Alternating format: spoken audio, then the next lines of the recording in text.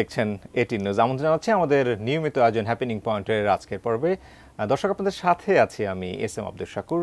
আমরা প্রতিদিনই বিষয়ভিত্তিক আলোচনা করি এবং আমরা দেশ এবং দেশের বিভিন্ন বিষয়গুলো নিয়ে আমরা কথা বলি। আমরা জানি যে আমাদের অর্থনীতি চালিকা শক্তির পেছনে আরএমজির ভূমিকা অনেক বেশি, বাট সাম্প্রতিক সময় বিভিন্ন রকমের যে সমস্যা, সেই সমস্যার মাঝেও আমরা দেখেছি ইউরোপিয়ান কান্ট্রিতে আমাদের যে রপ্তানি, সেই রপ্তানি 52% বেড়েছে গত বছরের জানুয়ারি থেকে। এ কারণেই আমরা সাজিয়েছি আমাদের আজকে আয়োজন সংকটের মাঝেও আরএমজির উন্নতি। আর এই বিষয়ে কথা বলবার জন্য একজন আরএমজি খাতের বিশেষজ্ঞ আমাদের সঙ্গে রয়েছেন, ফয়সাল সামাদ, সাবেক সিনিয়র সহসভাপতি বিজিএমইএ।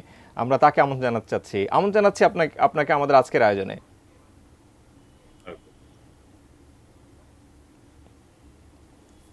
আমরা শুরুতেই যেমনটা বলছিলাম যে আমাদের অনেক সংকট আছে, সেই সংকটের মাঝেও আমরা কিন্তু দেখেছি যে আমাদের আরএমজি খাতের কিছু উন্নতির গ্রাফগুলো লক্ষ্য করছি এবং গত বছরের জানুয়ারি মাসের যে গ্রাফ বা তথ্য, সেই তথ্যের সাথে এই বছরে ইউরোপিয়ান কান্ট্রিজের যে আমাদের এক্সপোর্ট, সেই এক্সপোর্ট আমরা দেখেছি অ্যানালাইসিস করে বা সাম্প্রতিক গণমাধ্যমের যে তথ্য, সেটা হচ্ছে 52% সেটি বেড়ে গেছে। এই যে 52% গত বছরের জানুয়ারি থেকে এবছরে বেড়ে যাওয়া, এটাকে এই খাত বিশেষজ্ঞ হিসেবে আপনি কিভাবে মূল্যায়ন করেন? প্রথমত আসলে মূল্যায়ন করি আমাদের উদ্যোক্তাদের এবং যারা স্টেক হোল্ডার্স এই ইন্ডাস্ট্রি, আমি তো প্রথমে তাদেরকে আসলে স্যালুট জানাই। কারণ এই দেশে গার্মেন্টস এর উপরে যে ধাক্কা এসছিল বিগত 6 মাসে এবং যেই পরিস্থিতি দাঁড়িয়েছিল, সেখান থেকে যে আপনার অ্যাটলিস্ট স্ট্যাটিস্টিক্স বলছে আপনাকে যে এখানে অর্ডারের পরিমাণ ইয়ার অন ইয়ার পার্সেন্টেজে বেড়েছে, সেটা আসলেই, এটা আমি বলবো যে আবার বলি যে স্যালুট দিতে হয় আমাদের উদ্যোক্তা এবং যারা আমাদের ইভেন আমাদের শ্রমিক ভাই বোন যারা এই স্টেক হোল্ডার্স এই ইন্ডাস্ট্রি সবাইকে। কারণ আপনার বাংলাদেশের ইমেজ এবং বাংলাদেশের অবস্থানের ইন্ডাস্ট্রির অবস্থান থেকে আমাদের কিন্তু অর্ডার না থাকারই সম্ভাবনা বেশি ছিল, বা এমন এমন অর্ডার থাকার উচিত ছিল যেখানে ফ্যাক্টরিগুলো খালি থাকার উচিত ছিল। সেখান থেকে we ব্রট the confidence of the buyers back, এবং আমরা আমাদের চেষ্টা এবং সব ক্ষেত্রে আমাদের রিসোর্স গুলোকে অর্গানাইজ করে এই যে শিপমেন্ট দেখছেন যে এক্সপোর্ট পারফরমেন্সটা সেখান থেকে এসছে, এটা এটা কিন্তু পিওরলি থ্রু, আমি বলবো যে হার্ড ওয়ার্ক, রেজিলিয়েন্স এবং এক্সট্রিম এক্সট্রিম প্রেশারের আন্ডারে এটা কিন্তু এসছে। কারণ এটা যদি না হতো তাহলে আপনার জানুয়ারির এক্সপোর্ট তো দূরের কথা, আপনার আজকে আমাদের এই মার্চ মাসে এসে সামনে ঈদ আসছে, বোনাস দিতে হবে, স্যালারি দিতে হচ্ছে, এগুলো কিছুই সম্ভব হতো না। তো আবার এটার পিছনে স্ট্যাটিস্টিক্স এর থেকে হিউম্যান যে দিকটা আমি সেটা তুলে ধরতে চাই, এবং সেটাই আসলে দ্য ফ্যাক্ট। এবং যারা এই স্ট্যাটিস্টিক্স, আপনাদের মতনও যারা সাংবাদিক, যারা স্ট্যাটিস্টিক্স দেখেন বা বা জানতে চান, আমি আবার আপনাদেরকেও জানাতে চাই, আমাদের আমি আমার মাধ্যমে জানাতে চাই যে এটার পিছনে যেই চেষ্টাটা এবং যেই আমি বলবো যে আমার যে চিন্তাধারাটা, এটাকে আসলে জাতিকে এখন এটাকে অ্যাপ্রিসিয়েট করা দরকার ভিন্নভাবে। এর আগে কথা বলছিলাম ফয়সাল সামাদ যে আমাদের ইউরোপিয়ান মার্কেটে আমাদের এক্সপোর্ট বেড়েছে। এই যে এক্সপোর্ট বাড়া এবং সাম্প্রতিক সময় আইন শৃঙ্খলার যে অবনতি, সেখান থেকে আমরা গার্মেন্টস কেন্দ্রিক দেখেছি যে না, তাদের জন্য একটু বিশেষায়িত শৃঙ্খলা রক্ষার ক্ষেত্রে বাহিনী কাজ করেছে আলাদাভাবে। এটার ধারাবাহিকতা কিভাবে অব্যাহত রাখা যায়, যার ইম্প্যাক্ট হয়তো ভবিষ্যতের এক্সপোর্টে পড়বে? এইটার ধারাবাহিকতা রাখতে হবে আপনার প্রথমত যে আসলে কন্টিনিউয়াস ভিজিলেন্স এবং বিজিএমইর সাথে এবং ইন্ডাস্ট্রির সাথে সম্পৃক্ত হয়ে একটা strong coordination cell continuously monitor করা, জানি কোথাও কোনো জায়গাতে জানি কোনো আনওয়ারেন্টেড কারণে জানি কোথাও কোনো মানে সর্ট অফ অসন্তোষ না হয়, সেটার জন্য আমাদের মনিটর এবং ভিজিলেন্সের জয়েন্টলি সব স্টেক হোল্ডারদেরকে নিয়েই সেটা আমাদের দেশ আমাদেরকে সেটাকে রক্ষায়ন করার জন্য যা যা করণীয় সেটাই করতে হবে। আমরা আলোচনা যেখানে আছি সেই আলোচনা আমরা থাকবো, আমরা ছোট একটা বিরতিতে যাব, তারপরে ফিরে এসে এই খাতের বিভিন্ন সমস্যা এবং সমাধান নিয়ে আপনার সাথে কথা বলবো। দর্শক, আপনারা হ্যাপেনিং পয়েন্টে আছেন, আমরা ছোট একটা বিরতি নিয়ে ফিরছি খানিক বাদেই, সঙ্গেই থাকুন।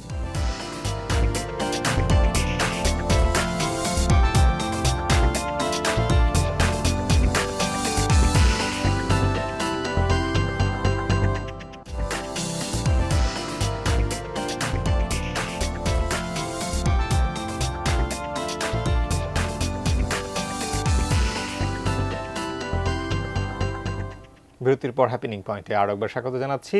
সংকটের মাঝেও আরএমজির উন্নতি, আমরা ফয়সাল সামাদ আমাদের সঙ্গে আছেন, সাবেক সিনিয়র সহসভাপতি বিজিএমই, আমরা তার সঙ্গে আলোচনা করছিলাম। আমরা জানি যে সামনের দিকে বা এখনও আমাদের বাজারের বহু কেন্দ্রীকরণ আসলে করার দরকার রয়েছে, এবং সেই ক্ষেত্রে আমাদের এখন থেকে কী রকমের প্রিপারেশন রাখা দরকার বলে আপনি মনে করেন, এবং আমরা সেই চ্যালেঞ্জগুলোকে কীভাবে মোকাবেলা করব?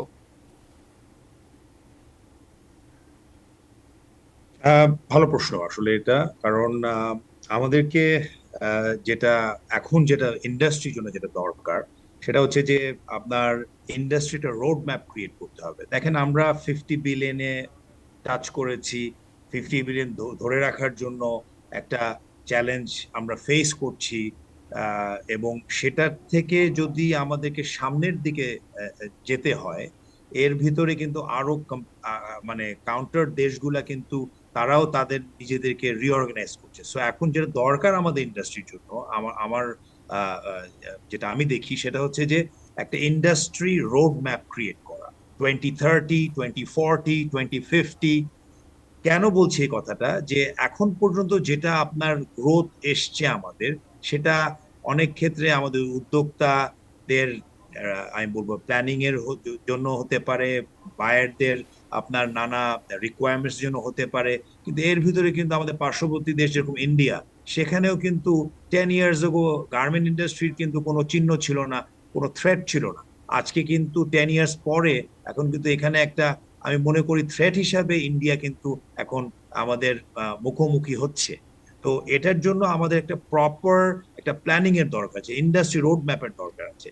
এটা যদি আমরা করতে পারি, সেখানে আপনার আমাদের কস্ট, এফিসিয়েন্সি, প্রোডাক্ট, এগুলা নিয়ে আমাদেরকে একটা অবস্থান নিতে হবে, যেটা গভর্নমেন্ট এবং যারা স্টেক হোল্ডার আছে তাদের সাথে মিলে একটা ক্লিয়ার পজিশনিং আমাদেরকে নিতে হবে। যদি আমরা সেটা নিতে পারি, তাহলে আমার মনে হয় যে আমাদের মানে এই এক্সপোর্ট এক্সপ্যানশন এবং এটার যেটা আপনি প্রশ্ন করছেন, সেটার একটা ভালো একটা দিক বের হয়ে আসতে পারে।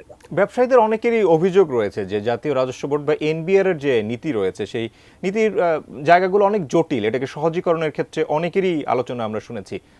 এর পক্ষে বা বিপক্ষে আপনার মতামতটা কি আসলে?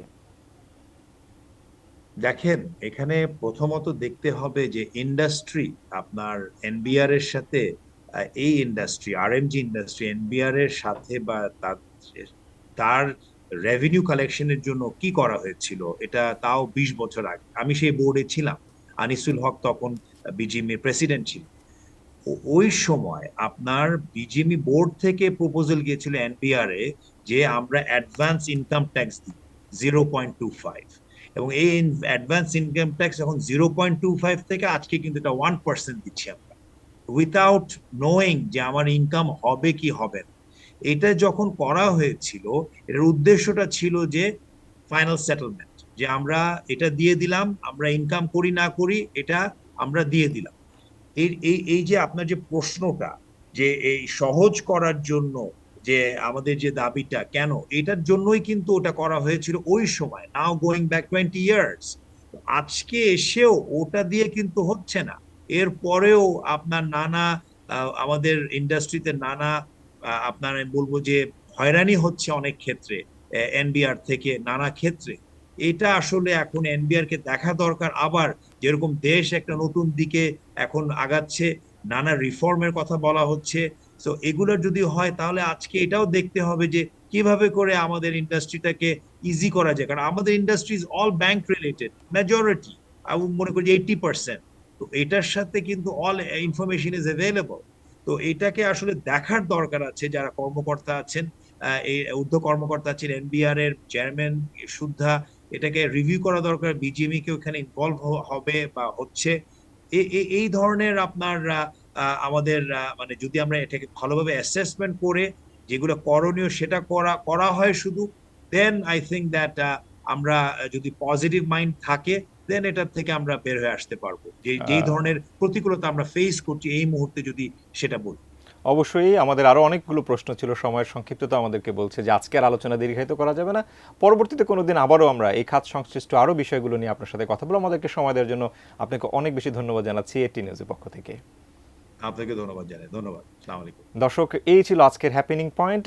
আগামী দিনে নতুন কোনো বিষয় নিয়ে আবার আমরা আপনার সঙ্গে যুক্ত হব। সে পর্যন্ত সবার ভালো থাকার প্রত্যাশায় নিজে ভালো থাকুন, ভালো রাখুন আপনার চারপাশ, ভালোবাসুন আপনার দেশকে। আল্লাহ হাফেজ।